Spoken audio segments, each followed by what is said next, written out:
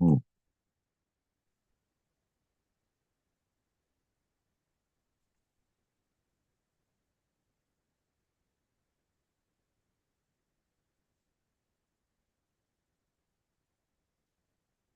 हम्म।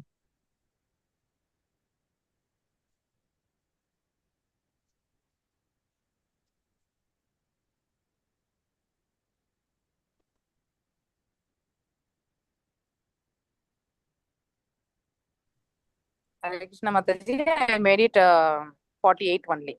Okay, okay, okay, okay, Hare Mata. Krishna. Hare Krishna, Prabhu. Hare Krishna, everyone. Hare Krishna. Hare Krishna Mataji, Pranams Mataji. माताजी दंडवत प्रणाम। Dandavat Ram, Hare Krishna. Okay, let's start.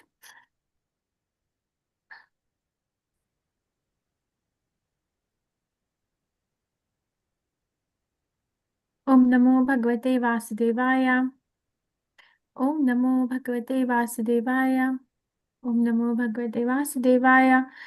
Naranam Namaskrityam Naram Cheva Narottamam Devim Saraswatim Vyasam Tato Jaudhirayet Nashtaprayashu Bhadreshu Nityam Bhagavate Sevaya Bhagavati Uttama Bhaktir Bhavati Nashtaki. Reading from Srimad Bhagavatam, 6th canto, 9th chapter, verse number 48.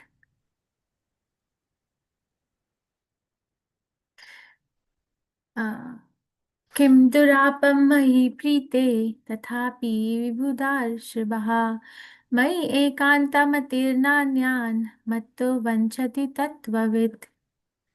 Okay, if anyone wants to recite. Hare Krishna, Mataji. Hare Pranam Krishna, Mataji. Mataji, go ahead. Hare Hare Krishna. Krishna, Mataji. Om Namo Bhagavate Vasudevaya. Kim durapam mai prite tatapi vibhudarshabha मय्येकान्तं मतिः न अन्यत् मत्तो वाञ्छति तत्त्ववित्. Thank you माताजी. हरे Krishna. Krishna, Pranandi Madhavi Mataji. हरे कृष्ण माताजी प्रणाम माताजी। ओम नमो भगवते वासुदेवाय। किं दुरापं मयि प्रीते तथापि विबुधार्षभः मयि एकान्तमतिर्नान्यन् मत्तवञ्चन्ति तत्त्ववित्। हरे कृष्ण नहीं माताजी। Thank you. Madhu Soni Mataji. मस्त हो. हरे कृष्ण माताजी दंडवत प्रणाम। क्या हो रहा तकलीफ हो रही? क्या हो ओम गया? नमो भगवते वासुदेवाय। किं दुरापं मयि प्रीते तथापि विबुधर्षभा मय्येकान्तमतिर्नान्यमतो वाचान्ति वाञ्छति तत्त्ववित्। थैंक यू माताजी। हरे Krishna. Thank you. Shakti Avasti Mataji. हरे कृष्ण माताजी दंडवत प्रणाम। किं Pranam. दुरापं मयि प्रीते तथापि विबुधर्षभा मय्येकान्तमतिर्नान्यान् मत्तो वाञ्छति तत्त्ववित्। हरे Krishna. Thank you. Chitramoyini Mataji, Hare Krishna. हरे कृष्ण माताजी. प्रणाम माताजी. Pranam. ओ भगवते वासुदेवाय. किं दुरापं मयि प्रीते तथापि विबुधर्षभा मय्येकान्तमति न अन्यन्मतो वाञ्छति तत्त्ववेत्. हरे कृष्ण माताजी. थैंक यू माताजी. Thank you. Shubha Rao Prabhuji, Hare Krishna. हरे कृष्ण माताजी दंडवत प्रणाम। Pranam. ओम नमो भगवते वासुदेवाय। किं दुरापं मयि प्रीते तथापि विबुधर्षभा मय्येकान्तमतिर्नान्यन् मत्तो वाञ्छति तत्त्ववेत्। Thank you, Krishna. Kim, what? Durapam, difficult to obtain. Mai, when I. Prite, satisfied. Tathapi, still. Vibhuda Rishabha, O best of the intelligent demigods. Mai, in me. Ekanta, exclusively fixed. Matihi, whose attention. Na anyat, not anything other. Mataha, than me. Vanshati, desires. Tatvavit, one who knows the truth. Translation by His Divine Grace Shri Prabhupada. Srila Prabhupada ki jai. O best of the intelligent demigods, although it is true that nothing is difficult for one to obtain when I am pleased with him, a pure devotee whose mind is exclusively fixed upon me does not ask me for anything but the opportunity to engage in devotional service. Purport by His Divine Grace Srila Prabhupada ki jai. When the demigods finished offering their prayers, they anxiously waited for their enemy Vritsasura to be killed. This means that the demigods are not pure devotees. Although without difficulty one can get anything he desires, if the Lord is pleased, Hare Krishna. The demigods aspire for material profit by pleasing the Lord. The Lord wanted the demigods to pray for unalloyed devotional service, but instead they pray for an opportunity to kill their enemy. This is the difference between a pure devotee and a devotee on the material platform. Indirectly, the Lord regretted that the demigods still did not ask for pure devotional service. Om Gyan-timirandasya Gyan-anjana-shalakaya Chakshuranmilitam Yena Tasmai Shri Gurave Namaha. Shri Chaitanya Manovishtam Sthapitam Yena Bhutale Swayam Rupa Gadavahyam Rati Swapadantikam. Hare Krishna Karna Sindhu Deenbandhu Jagatpate Gopesha Gopika Kantha Radha Kantha Namastute. Tapta Kanchan Gaurangi Radhe Vrindavaneshwari Vishvanuste Devi Pranamami Haripriye. जय श्री कृष्ण चैतन्य प्रभु नित्यानंदा श्री अद्वैत गदाधर शिवसादि गौर भक्त वृंदा हरे कृष्ण कृष्ण कृष्ण हरे हरे हरे राम राम राम हरे हरे नमामि विष्णु पदाय कृष्ण पृष्ठाय भूतले श्रीमते भक्ति वेदांत स्वामी नामने नमस्ते सरस्वती देवे गौरवाणी प्रचारिणे निर्विशेष शून्यवादी पाश्चात्य देशतारिणे. O best of the intelligent demigods, although it is true that nothing is difficult for one to obtain when I am pleased with him, a pure devotee whose mind is exclusively fixed upon me does not ask me for anything but the opportunity to engage in devotional service. We are reading from Srimad Bhagavatam, 6th canto. I'm so sorry, 6th canto, which is called as the prescribed duties for the mankind. Chapter number 9, which is called as Appearance of the demon Vritrasura. Yeah, who's saying this verse? Thank you, Mataji. Who's speaking this verse? The Supreme Personality of Godhead, Mataji. Very nice. So Supreme Personality of Godhead is speaking this verse to the demigods after being pleased by the prayers that they offered. And Krishna has been repeatedly saying, even in the last verse, he said that this is a source of devotional service to me. Such prayers are a source of devotional service to me. Here also he's saying that a pure devotee does not ask but the opportunity to engage in devotional service. I thought we can talk about Krishna, talk a little bit about the intention, how the intention creates an action and how the action becomes the destiny.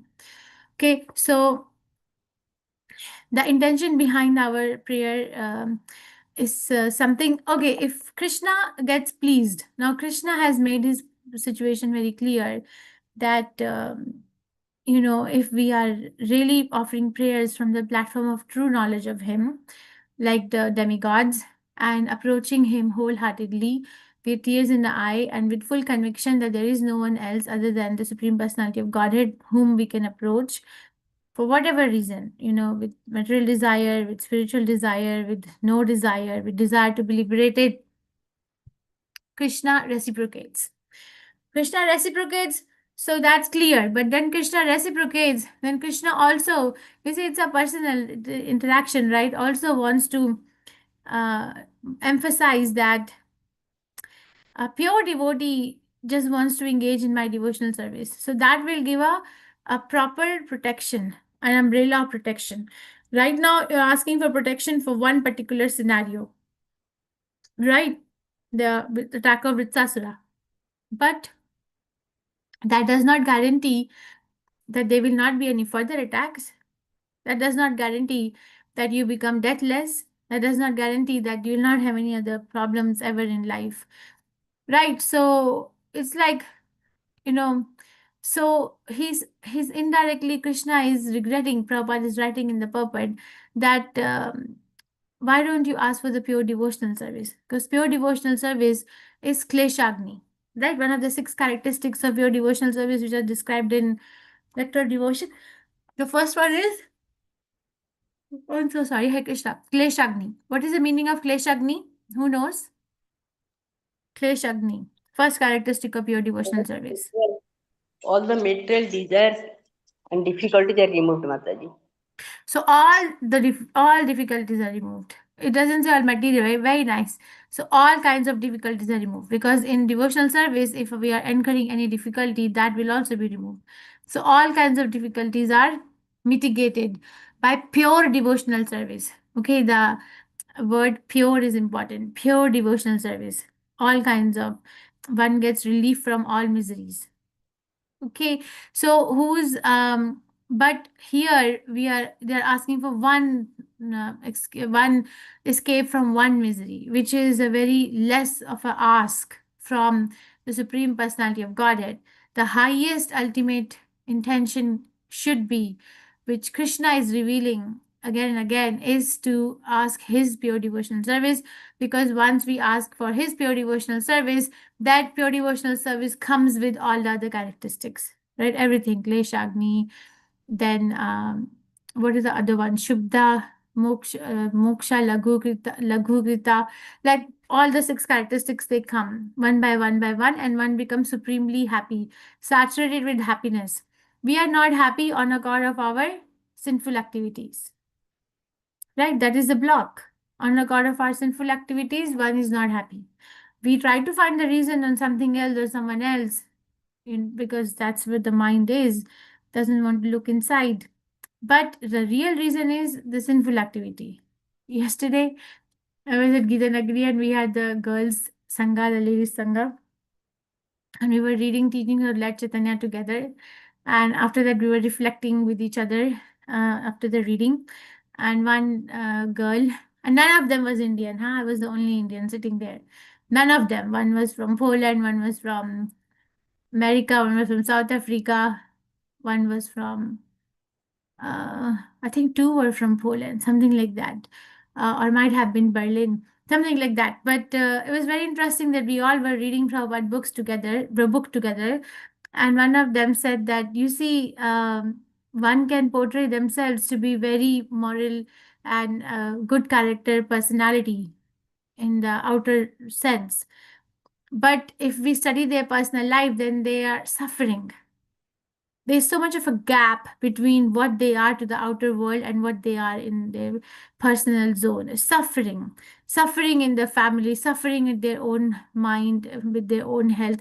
There's got to be some, or their own conduct is not proper, because we're looking for relief, huh? So the suffering. So one can say that, oh, this person is such a good person and has got such a good conduct in the public. But she said, but hey, 50 million lives ago, you made a bad choice. And now you are in hell. So it was like so clear that we are suffering because of avidya, ignorance, because we don't know. One thing is we don't know, and now we know that that is the reason we are suffering. And the other thing is, do we want to know? Or we just want to play this victim card all the time that I'm suffering, so because I don't know, so I don't know. No, but that's not how it works. Krishna is saying that there is a different cohort of personalities who are indeed his pure devotees. He's saying here, right? Where there is this cohort of all these demigods or all these people who are in the material platform who are also worshipping Krishna, but are worshipping Krishna for some material benefit. But then there is this another cohort which is made up of pure devotees, and they're asking Krishna just pure devotional service under any circumstances. Any circumstances, just give me your pure devotional service. So Krishna is encouraging that leave this cohort where you are worshipping me for some material cause and join this other group. Okay, because the other group is better protected, because the other group has more amenities. Of course, we don't ask for pure devotional service for that, but has more chances to be associated with Krishna all the time. Here, what's going to happen? Krishna is going to tell Indra what is the way out from this Vritsasura, and then what is going to happen? He's going to disappear. Right, it's going to disappear. But if we are associated with Krishna in pure devotional service, then we don't run into the risk of him disappearing. we have constant association. And if we have constant association with Krishna, it means no problem. Right? Chaitanya Chaitamrita, Prabhupada writes, Krishnadas Kaviraj Goswami, Prabhupada writes what? Krishna Surya Sama Maya hai andhikar, jahan Krishna taha nahi Maya adhikar. Krishna is like the sun, and Maya is like darkness. Wherever there is sun, there is no place for darkness. So why don't we solve all the problems with one thing? Why are we going behind solving one problem? It's like, the Shastras give analogy of two analogies, very famous analogies. I think everyone knows. Is like instead of watering the root, we are watering the twigs, the leaves, the flowers. Why not just water the root? Or instead of feeding food to the stomach, the eyes say, give me food separately, fingers say, give me food separately, nose say, give me food separately. Why? Put food in the stomach, everywhere it will be distributed, and all the bodily organs will be happily satisfied. Like that, we feed into Krishna consciousness, pure devotional service, and that becomes our only sole goal of life. Then everything else falls in place, because we are actually working towards the goal for which we were given this position, this place, this body, the circumstances, everything. Nothing else will fall in place, okay? Tell me, how many times in your life or in our lives, how many times have things really fallen in place in any domain? You can look at the personal front, professional front, any front. Does anything ever fall in place? The place that we anticipate will be like this. Oh, if No. only I can gain weight, I'll be like this. If only I can lose weight, I can be like this. If only I can study this, I can be like this. If only I can earn this much, I can be like this. Does anything fall in place? No, Mataji. No, No, Mataji. Mataji. So there's a reason, okay? It's not supposed to fall in place. Why doesn't it fall in place for anybody? Okay, there's so many rich people, and a person who's not rich will look at that person and think that, oh, their life is falling in place. But if you go and ask them, how are you happy? Then they seek happiness in something else. It keeps moving. The happiness, like it's like keeps jumping, from one hand to another hand to another hand, because we are not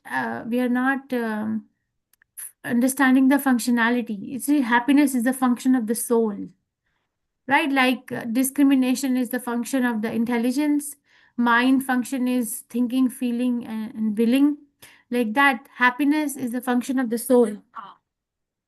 Unless and until one is happy from the level of the soul, there is no question. My Guru Maharaj says that that's not happiness. That what is that? That is like defeating the opposite end of what it is. So if I'm happy, that means that I have defeated the circumstances in which I'll be sad. If I'm rich, that means I have defeated the circumstances which will make me poor. If I have education, that means I have defeated the circumstances where I will not be illiterate. So that means that it is something opposite. But happiness is the function of the soul, and the soul can only have happiness in the things and situations which are tattvavit, absolute. Like tattvavit says absolute means that there is no second. Okay, there's nothing like which is contradictory to that situation, and that is only happening in pure devotional service. So no matter whatever situation one is in, by karma, doesn't even matter to analyze by karma or by test in devotional service or by whatever hook or crook. If one can take up Krishna consciousness, that situation becomes the most fortunate situation. So rather than living a life filled with self-flagellation, where we are actually telling ourselves a kind of a narrative every day that if only I had this, or if only I could do this, or if only I had done this, so no, then I would be happy. Just erase. There's a need to erase all that and put very boldly the pure devotional service there. Okay, now this requires training. It's not so easy as I'm speaking. That is why Prabhupada made the international society. That is why we have training. That's why we have rules and regulations in place do's and don'ts, and we have association with like-minded people.